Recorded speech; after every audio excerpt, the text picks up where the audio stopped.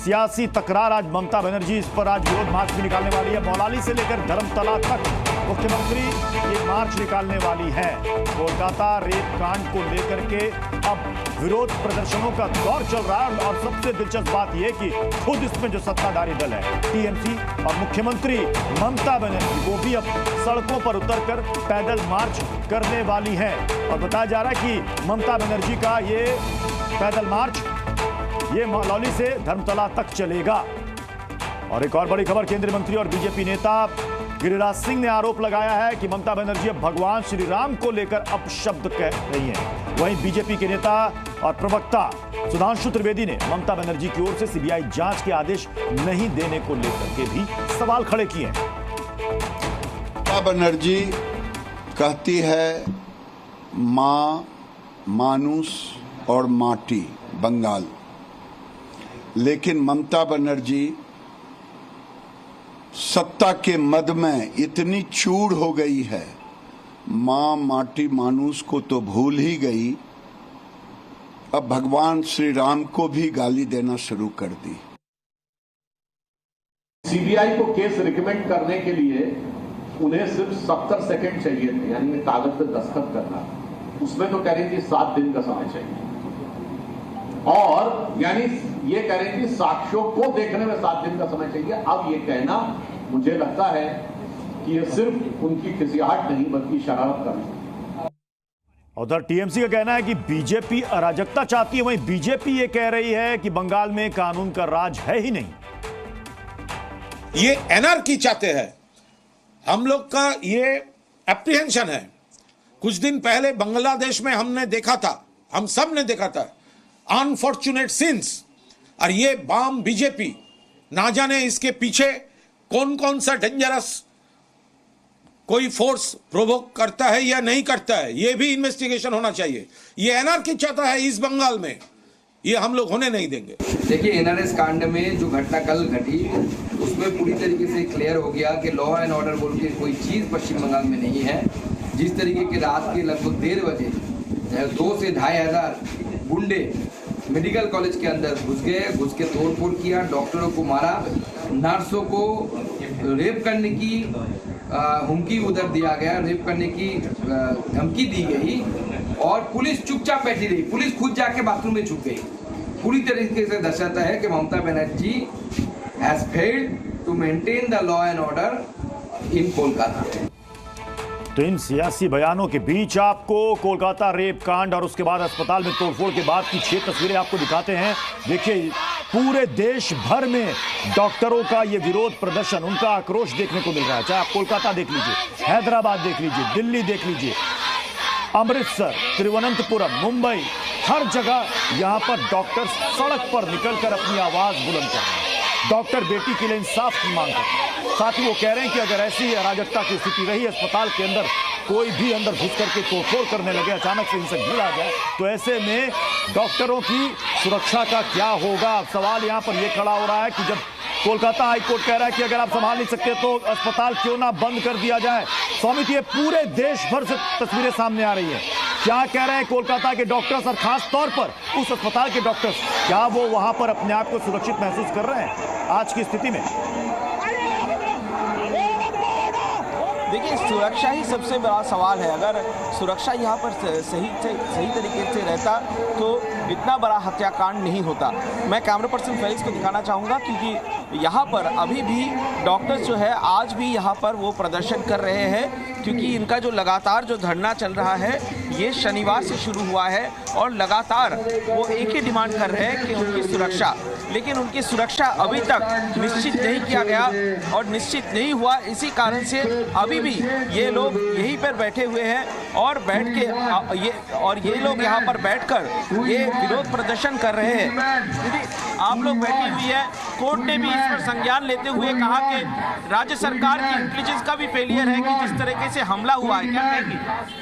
Actually हम लोगों की यहाँ पे जो सिक्योरिटी का दिक्कत है ये बहुत दिनों से है। अभी बस ये सामने आया है इस हालात की वजह से, तो इस चीज़ का इमीडिएटली सोल्यूशन होना चाहिए, क्योंकि यही चीज़ बार बार डिफरेंट तरीके से ये हम लोग जो इनसिक्योर है ये चीज़ बार बार सामने आ रही है। इस चीज़ को बहुत जल्दी सोल्यूशन मिलना चाहिए, अदरवाइज ये अभी खत्म होगा, कुछ दिन बाद फिर से होगा, किसी और तरीके से होगा, ये चीज़ ज़्यादा दिन नहीं चल सकती। सबसे बड़ा सवाल है सुरक्षा। हम कुछ और डॉक्टर्स से बात करने की कोशिश करेंगे जो इस वक्त यहाँ पर बैठे हुए हैं और यहाँ पर ये लोग लगातार धरने में शामिल है। क्या कहेंगे आप? सुरक्षा के लिए यहाँ पर बैठी हुई है, काफी दिन हो चुका है, हाई कोर्ट की तरफ से भी बताया जा रहा है कि स्टेट गवर्नमेंट का फेलियर है। As long as we are not feeling safe during our duties, we are not going to join our duties. This is our stand. अभी भी असुरक्षित महसूस हो रहा है? Of course महसूस हो रहा है। जो कॉलेज में यहाँ पे हुआ था, आप लोग सब देखे हैं। So मतलब there is absolutely no security for us, especially at a workplace. How can they expect us to join work in this condition? आपकी सुरक्षा सबसे बड़ा सवाल है। हाई कोर्ट में भी ये मामला गया है। हाई कोर्ट बता रहा है कि पुलिस का इंटेलिजेंस का फेलियर है। एक घटना घटने के बाद फिर से हमला हो गया है, क्या कहेंगे? फिर से हमला हुआ है तो हम देखना पड़ेगा एक्चुअली क्यों हो रही है actually, because actually political is not supporting us, everybody is blaming us only. Actually we want only justice, till actually protest till the end of justice। आप लोग लगातार यहाँ पर बैठे हुए हैं, अभी भी सुरक्षा की मांग कर रहे हैं। अभी तक जो डेवलपमेंट है प्रशासन की तरफ से, जो सुरक्षा व्यवस्था की बात कहा जा रहा है, उससे क्या आप खुश है या नाखुश है? अभी देखिए, इस वक्त खुशी ना खुशी बताने के लिए बहुत सुन है, मैं बोल रहा हूँ।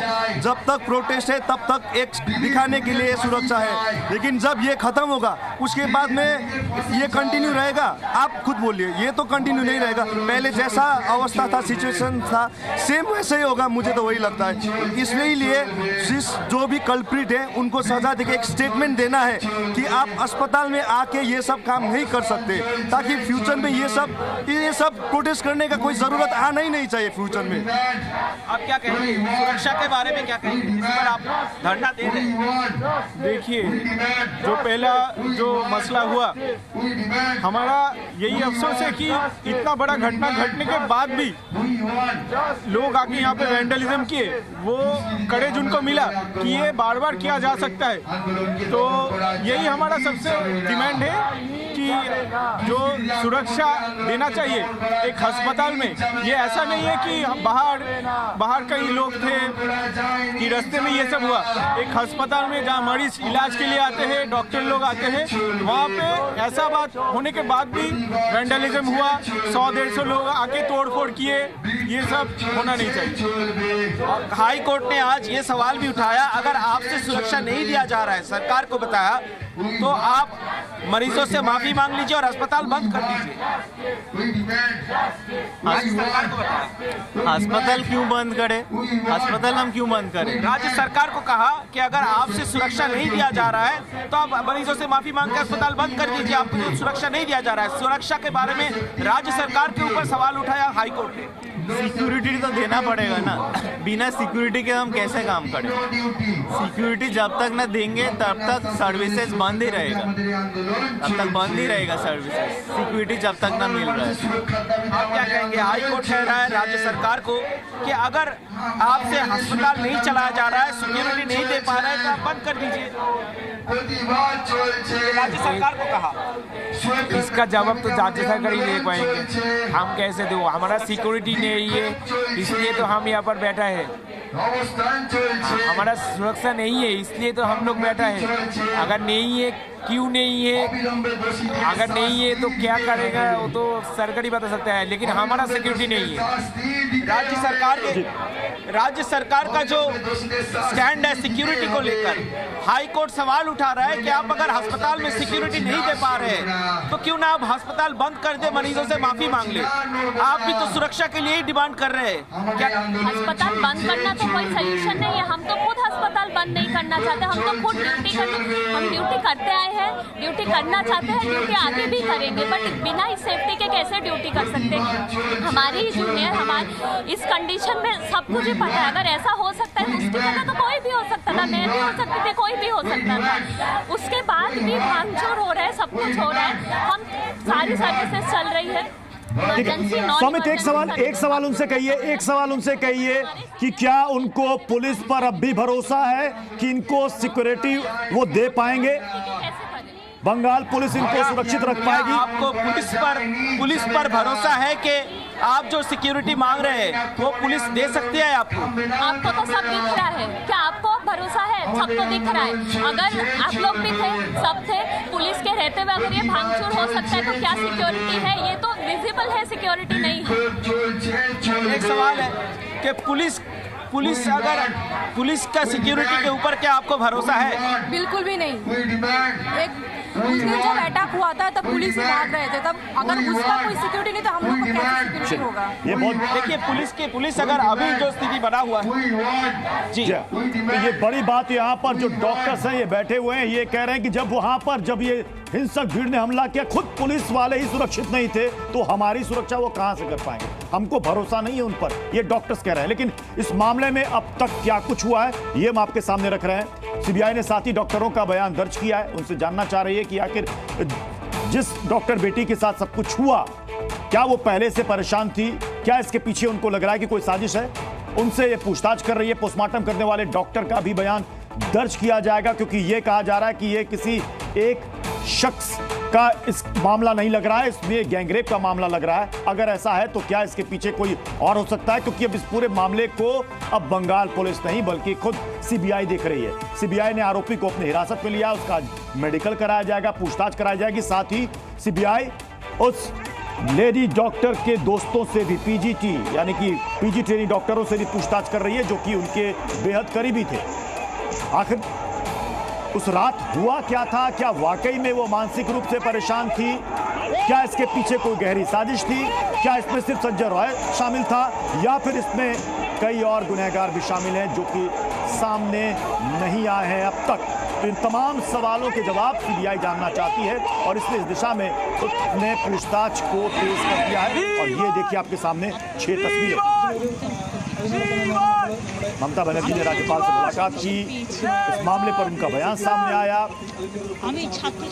प्रिंसिपल से भी सीबीआई की टीम ने पूछताछ की और इसको लेकर के पूरे देश भर में अलग अलग जगहों पर छात्रों का प्रदर्शन देखने को मिल रहा है। चाहे वो दिल्ली हो, चाहे वो मुंबई हो, चाहे वो केरल हो, हर जगह पीड़ित के घर पहुंची सीबीआई की टीम।